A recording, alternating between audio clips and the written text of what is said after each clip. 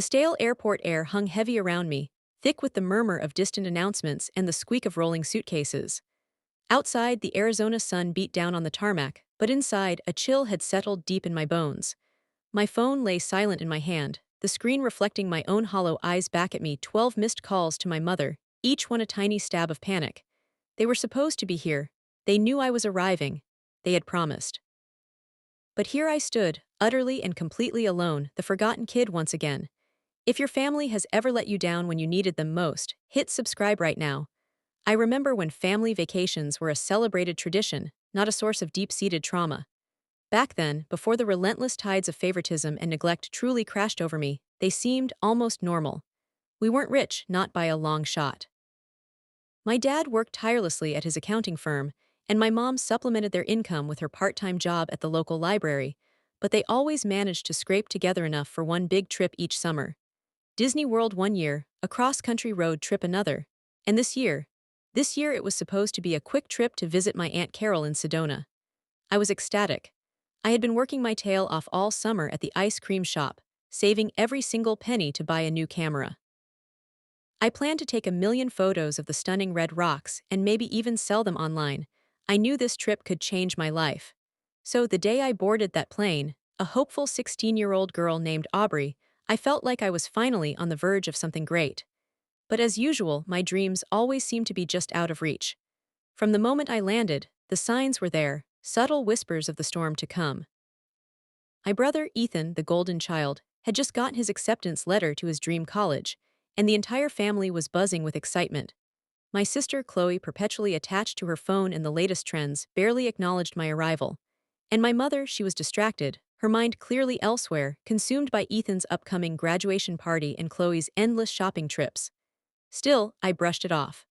I told myself I was being dramatic, that they were just caught up in their own lives. After all, they were here, weren't they? They had picked me up from the airport, hadn't they? We were together, and that's what mattered. At least, that's what I desperately wanted to believe. The first 2 days were a blur of strained smiles and awkward conversations. I tried to engage, to share my excitement about my photography plans, but my words seemed to bounce off them, lost in the whirlwind of their own self-absorption. Ethan regaled everyone with stories about his future college adventures. Chloe complained about not having enough closet space in Aunt Carol's guest room, and my mother mostly just nodded and smiled, her eyes glazed over with a distant, preoccupied look. Then came the day of the family hike, the day everything irrevocably changed. We had planned to hike to Devil's Bridge, a natural sandstone arch that offered breathtaking views of the surrounding landscape. I had packed my new camera, eager to capture the beauty of the Sedona Desert. But when we arrived at the trailhead, my mother suddenly announced that she wasn't feeling well and needed to head back to Aunt Carol. Ethan, ever the dutiful son, volunteered to go with her. Chloe, of course, couldn't bear the thought of breaking a nail on the rugged terrain, so she opted to stay behind as well. That left just me and my dad to conquer the trail. It was actually nice. My dad, usually so quiet and reserved, seemed to come alive in the wilderness. He pointed out different rock formations, told stories about the local flora and fauna, and even let me take a few photos with his phone. For the first time in a long time, I felt like he actually saw me, like I wasn't just invisible Aubrey, the forgotten kid. We reached Devil's Bridge, and I was awestruck. The view was even more spectacular than I had imagined, a panoramic vista of red rocks and endless blue sky. I snapped photo after photo, trying to capture the magic of the moment. We started the trek back down, the sun beginning to dip below the horizon, painting the sky in fiery hues of orange and purple. When we finally arrived back at the trailhead, the parking lot was deserted. My dad frowned, pulling out his phone to call my mother. No answer. He tried again. Still nothing. We waited for what felt like an eternity, the shadows lengthening around us, the air growing colder. Finally, my dad managed to get through. My mother's voice, cheerful and carefree, filled the silence. "Oh, honey, we're already back at Carol," she said. Ethan was feeling a little carsick, and Chloe wanted to catch the early bird special at the outlet mall, so we just decided to head back without you two. I figured you could get a ride with someone else. My dad's face paled. But Aubrey is here," he stammered. "You know she doesn't know anyone here. How are we supposed to get back?" There was a pause, a long, excruciating silence. Then my mother's voice, tinged with a hint of annoyance. "Oh, Aubrey, I completely forgot she was with you. Well, I'm sure you'll figure something out. Love you." And with that, she hung up. The person I trusted most was one of them. The Arizona desert took on a different character as darkness crept in, its beauty replaced by an unnerving silence. We were stranded, two figures silhouetted against a rapidly darkening sky, abandoned with no means of getting back. My dad, bless his heart, tried to remain calm, flagging down passing cars, but no one was going our way or had room to spare. Each rejection felt like another blow, another confirmation of my worthlessness. Finally, after what felt like hours, a park ranger stopped and offered us a ride back to town. The silence in the truck was deafening, broken only by the crackle of the ranger's radio. I stared out the window, tears streaming down my face, the red rocks blurring into streaks of crimson and black. It wasn't just about being stranded, it was about the casual disregard, the blatant act of being forgot. It was about the confirmation of a truth I had desperately tried to deny. In my family, I simply didn't matter. Back at Aunt Carol's, the scene was exactly as I had imagined it would be. My mother, Ethan, and Chloe were all sprawled out on the living room couches, laughing and joking as if nothing had happened. The aroma of takeout pizza hung in the air, a stark contrast to the gnawing emptiness in my stomach. They barely acknowledged our arrival, a quick glance and a mumbled, "Oh, you're back," before returning to their merrymaking. I excused myself and went to the guest room, collapsing onto the bed, the weight of my emotions crushing me. Sleep evaded me that night. I tossed and turned, replaying the events of the day, each moment a fresh wave of pain. How could they do this to me? How could they just leave me stranded in the middle of nowhere? Was I really that invisible? The questions swirled in my head, a relentless storm of self-doubt and anger. The next few days were a torturous dance of forced normalcy and simmering resentment. I tried to talk to my mother to explain how much her actions had hurt me, but she brushed me off, dismissing my feelings as teenage drama. "Don't be so sensitive, Aubrey," she said, her voice laced with impatience. "It was just a misunderstanding. We were all tired and distracted. You're making a big deal out of nothing." But it wasn't nothing. It was everything. It was the culmination of years of feeling like an outsider, of constantly being overlooked and undervalued. I tried to confide in my dad, but he was distant and withdrawn, seemingly unable or unwilling to confront my mother's behavior. He offered weak apologies and empty promises, but his words rang hollow, devoid of any real conviction. Ethan and Chloe, oblivious as ever, continued to bask in the glow of their own self-importance, their laughter and chatter a constant reminder of my isolation. I retreated into myself, spending hours alone in my room, poring over my photography books, and trying to find solace in the images of distant landscapes. But even the beauty of the natural world couldn't soothe the ache in my heart. The camera, once a symbol of hope and possibility, now felt like a cruel reminder of my shattered dreams. I had envisioned capturing the magic of Sedona, sharing my vision with the world, but now I couldn't even bring myself to pick it up. I started noticing other things, subtle patterns of favoritism that had previously escaped my attention. The way my mother always seemed to anticipate Ethan's needs, the way she showered Chloe with compliments and gifts, the way they both seemed to effortlessly command her attention. And then there was me, the invisible daughter, the afterthought, the one who always seemed to fade into the background. One evening, I overheard my parents arguing in the living room. Their voices were hushed but intense, the words cutting through the thin walls of the guest room. "I don't understand why you're always so hard on her," my dad said, his voice laced with frustration. "She's a good kid. She doesn't deserve to be treated this way." My mother's response was sharp and dismissive. "She's just so difficult," she retorted. "Always so moody and withdrawn. It's exhausting trying to deal with her." I pressed myself against the door, my heart pounding in my chest, each word a hammer blow to my soul. So that's how she saw me, difficult, a burden, someone to be tolerated, not loved. I realized then that I couldn't stay here, not for another minute. I couldn't subject myself to their casual cruelty any longer. I needed to escape, to find a place where I could be myself, where I could be valued for who I was, not for who they wanted me to be. But I had no money, no resources, and no idea how to get away. I was trapped, a prisoner in my own family with no hope of escape, or so they thought. The anger turned ice cold, a shard of determination forming in the depths of my despair. They may have broken me, but they hadn't destroyed me, and they were about to learn that a wounded animal is the most dangerous of all. I said nothing. They thought I was done, but I was counting every second. The walls of that guest room seemed to close in on me, the floral wallpaper mocking my despair. I felt like I was suffocating, the weight of their indifference pressing down on me. The anger that had flickered briefly was now a cold, hard knot in my stomach, a constant reminder of their betrayal. I lay there for hours, staring at the ceiling, the silence amplifying the turmoil in my mind. I was nothing to them, less than nothing. An inconvenience, a mistake. The realization washed over me, bitter and undeniable. I thought about running away, disappearing into the anonymity of some distant city, but I knew I didn't have the means to survive on my own. I was trapped, a bird with clipped wings, unable to escape the cage of their neglect. As the days bled into weeks, the resentment festered, poisoning every aspect of my being. I stopped trying to engage with my family, retreating further into myself, building walls around my heart to protect myself from further pain. I became a ghost in their house, silent and unseen, my presence barely acknowledged. The joy I once found in photography was gone, replaced by a dull ache of disappointment. My camera lay untouched in its case, a symbol of my shattered dreams. I had envisioned capturing the beauty of the world, but all I saw now was ugliness, the ugliness of their indifference, the ugliness of my own powerlessness. One afternoon, I was rummaging through Aunt Carol's attic, hoping to find some old books to distract myself, when I stumbled upon a dusty box tucked away in a corner.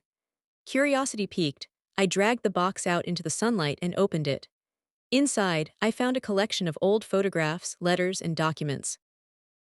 As I sifted through the contents, I began to piece together a story of family secrets and hidden resentments. There were photographs of my mother as a young woman, vibrant and full of life, a stark contrast to the weary, detached woman she had become. There were letters from my grandmother, filled with cryptic allusions to past grievances and unspoken tensions. And then I found it. A legal document, a copy of my grandfather's will. As I scanned the document, my eyes widened in disbelief. The will stipulated that a significant portion of my grandfather's estate was to be held in trust for me to be released when I turned 21. But there was a catch. The trustee, my mother, had the power to delay or even deny the release of the funds if she deemed it necessary. A cold wave of understanding washed over me. This was it. This was the reason for their indifference, their neglect. They knew about the trust fund. They saw me as a threat, a rival for their inheritance. All those years of feeling like an outsider, of being overlooked and undervalued, it all made sense now. It wasn't about me being difficult or moody or withdrawn. It was about the money. I felt a surge of anger, hotter and more intense than anything I had ever experienced. They had lied to me, manipulated me, treated me like garbage, all for the sake of greed. They had taken away my dreams, my happiness, my sense of belonging. But they had also given me something, a purpose, a reason to fight back. That night I lay awake in bed, the legal document clutched in my hand, my mind racing. I couldn't let them get away with this. I couldn't let them control my life any longer. I needed to take back what was rightfully mine, to expose their lies and their treachery. But how? They were powerful, wealthy, and well-connected. I was just a 16-year-old girl with no resources and no allies. But I had something they didn't, the truth, and I was determined to use it against them. I started making a plan, a meticulous, step-by-step plan to dismantle their carefully constructed facade. I would gather evidence, document their wrongdoings, and expose them to the world. It wouldn't be easy. It would be dangerous. But I was willing to risk everything to get my revenge. I started by secretly recording my conversations with my mother, capturing her dismissive remarks and her subtle manipulations. I spent hours researching the legalities of the trust fund, looking for loopholes and inconsistencies. I contacted a lawyer, pretending to be an adult, seeking advice on how to access the funds. And I started documenting everything, every act of favoritism, every instance of neglect, every subtle sign of their greed. I knew I had to be careful to avoid arousing their suspicions. I smiled, I acted broken, but I was recording everything. They thought they had broken me, that they had silenced me, but they were wrong. I was just getting started. The exact day they tried to end me, I would expose the truth. I became a phantom in my own life, a silent observer meticulously plotting their downfall. I smiled at my mother's condescending remarks, nodded along to Chloe's vapid stories, and even offered Ethan a sympathetic ear when he complained about his latest girlfriend troubles. All the while, my phone was recording. Every word, every gesture, every subtle nuance of their cruelty was being captured, cataloged, and stored away as evidence.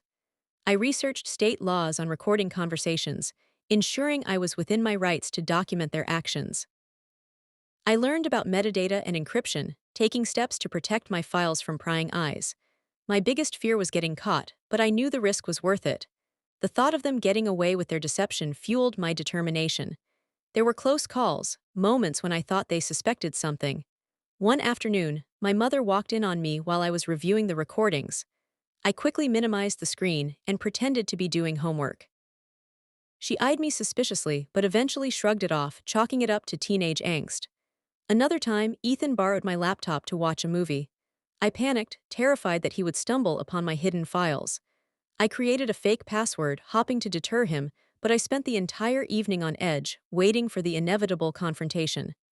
Thankfully, he returned the laptop unscathed, none the wiser. As I delved deeper into my grandfather's will, I discovered a clause that could potentially derail my entire plan. It stated that the trustee, my mother, had the authority to use the trust fund for my health, education, and welfare. This meant that she could argue that any attempt to access the funds was detrimental to my well-being, effectively blocking my efforts. I needed to find a way to circumvent this clause, to prove that she was acting in her own self-interest, not mine. I started digging into my mother's financial records, searching for any evidence of misuse or misappropriation of funds. It was a tedious and time-consuming process, but I was determined to uncover the truth.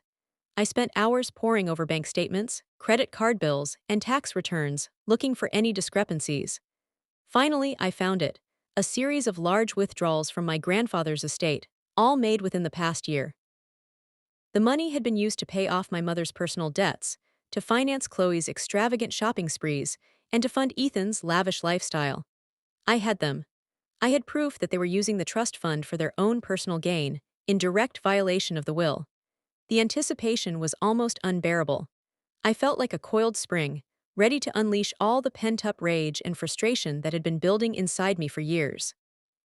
I knew that the moment I exposed their lies, their entire world would come crashing down around them. They would lose their wealth, their status, and their reputation, and they would finally understand the true cost of their betrayal. I planned to expose them on my birthday, when the will stated my access to the trust would initiate. I created an anonymous blog and titled it The Invisible Daughter. I posted some of my photography, so they would think it was just another teenage blog. I uploaded all the evidence I collected, the recordings, the financial records, the legal documents, to a secure server, ready to be unleashed at a moment's notice. I had even contacted a lawyer, armed with my evidence, ready to file a lawsuit to reclaim what was rightfully mine. The lawyer, initially skeptical, became increasingly impressed as I presented my case. He agreed to represent me pro bono and to help me navigate the complex legal proceedings. My biggest weakness. It turned out that Chloe was obsessed with her social media image. That night, I found Chloe's TikTok account. I planned to exploit that weakness and expose them to the world. I knew I needed to be patient, to wait for the perfect opportunity to strike. I continued to play their game, pretending to be the dutiful daughter, the forgotten child. But beneath the surface, I was a warrior preparing for battle. The plan was set. The pieces were in place. All that was left was to wait for the right moment to unleash my revenge. The secret was Chloe's obsession with TikTok. Her entire existence revolved around likes, followers, and the illusion of perfection. She craved validation from strangers, meticulously curating her online persona to project an image of wealth, beauty, and happiness. It was pathetic, really. But it was also my golden ticket. I started by creating a fake TikTok account, mirroring Chloe's aesthetic. I studied her posts, her hashtags, her filters, mimicking her style with unnerving accuracy. Then I started leaving seemingly innocuous comments on her videos, subtle jabs disguised as compliments. Love your outfit, Chloe. Is that the new designer bag? So jealous. Or your life looks so perfect. What's your secret to being so happy? At first, she ignored them. But I persisted, slowly ratcheting up the intensity, preying on her insecurities, fueling her need for validation. Soon, she started responding, engaging with my comments, unknowingly walking into my trap. I knew her weakness, her vanity. So I decided to make a fake offer, a brand deal. I created a fake company called Lux Living, a supposed luxury lifestyle brand targeting affluent millennials. I designed a sleek logo, created a professional-looking website, and even hired a voice actor to record a polished voicemail message. Then I sent Chloe a direct message on TikTok, praising her impeccable style and offering her a lucrative partnership. Lux Living is seeking a brand ambassador to promote our exclusive line of products, I wrote, and we believe you embody the essence of our brand. We'd love to offer you a paid collaboration, including free products, exclusive event invitations, and a generous commission on sales. I attached a detailed proposal outlining the terms of the partnership, emphasizing the financial benefits and the potential for increased exposure. I made it sound irresistible, too good to be true, because it was. I watched, biting my lip as the message sent. It was all in motion now. It didn't take long for Chloe to respond. "OMG, this is amazing," she wrote, her excitement practically jumping off the screen. "I'm so in. This is exactly the kind of opportunity I've been waiting for." I feigned enthusiasm, playing along with her giddiness, carefully reeling her in. "We're thrilled to have you on board, Chloe," I replied. "To formalize the partnership, we'd like to invite you to an exclusive launch event at a private villa in Malibu next week. It's a chance to meet the Lux Living team, preview our new products, and create content for your followers. All expenses will be paid, of course." I attached a mock itinerary for the event, complete with luxurious accommodations, gourmet meals, and professional photo shoots. I even included a list of other influencers who would be attending, all of whom were fictional. Chloe ate it up, hook, line, and sinker. She was so blinded by the promise of fame and fortune that she didn't even bother to question the legitimacy of the offer. My mother wouldn't think twice about Chloe's whereabouts, and Chloe wouldn't tell her any details anyway, for fear that I would also be invited, thus stealing her spotlight. All she would mention is how she was off to Los Angeles on a business trip. The plan was simple. I would expose them all at the villa. I had already booked the property under a false name, using a prepaid credit card to avoid detection. I had hired a team of private investigators to gather additional evidence of their wrongdoings, including details of my mother's financial improprieties and Ethan's involvement in a local scam. I had even planted hidden cameras throughout the villa, capturing their every word and action. The stage was set. The actors were in place. All that was left was to wait for the curtain to rise. The day of the event arrived, and I watched from the shadows as Chloe and my mother arrived at the villa, their faces beaming with excitement. They stepped inside, unknowingly walking into my carefully constructed trap. It was showtime. My vision blurred, the glass in my hand shattered. They thought they were untouchable. They were so wrong. The moment they stepped into the villa, I set the plan into motion. My fingers danced across the keyboard, activating the hidden cameras, triggering the anonymous blog post, and sending the lawsuit to the courts. It was like watching a house of cards collapse in slow motion. The Lux Living event was in full swing. Chloe, dressed to the nines, was lapping up the attention, posing for photos, and gushing about the amazing products. My mother, ever the social climber, was schmoozing with the other influencers, bragging about Chloe's success and subtly dropping hints about our family's wealth. I watched them on the monitor, my heart pounding in my chest. It was time. I sent a mass text message to everyone in the villa, including Chloe and my mother. The message contained a link to the Invisible Daughter blog. Silence fell as everyone checked their phones. Then, chaos erupted. Chloe's face crumpled as she read the first post, a detailed account of her vanity, her obsession with social media, and her shallow pursuit of fame. My mother's eyes widened in horror as she scrolled through the financial records, the evidence of her embezzlement laid bare for all to see. The other influencers, realizing they had been duped, started to whisper and point, their faces a mixture of shock and amusement. The room was filled with a deafening silence, then with screams. Chloe, humiliated and enraged, turned on my mother, accusing her of ruining her life. My mother, in turn, blamed Chloe for being so gullible and self-absorbed. A screaming match ensued, their carefully constructed facade of love and support shattering into a million pieces. I watched it all unfold, a sense of cold satisfaction washing over me. Then I made my entrance.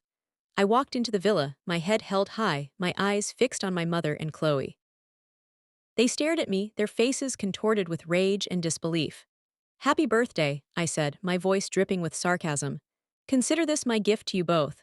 I watched as the private investigators I had hired served them with the lawsuit, detailing the charges of fraud, theft, and abuse.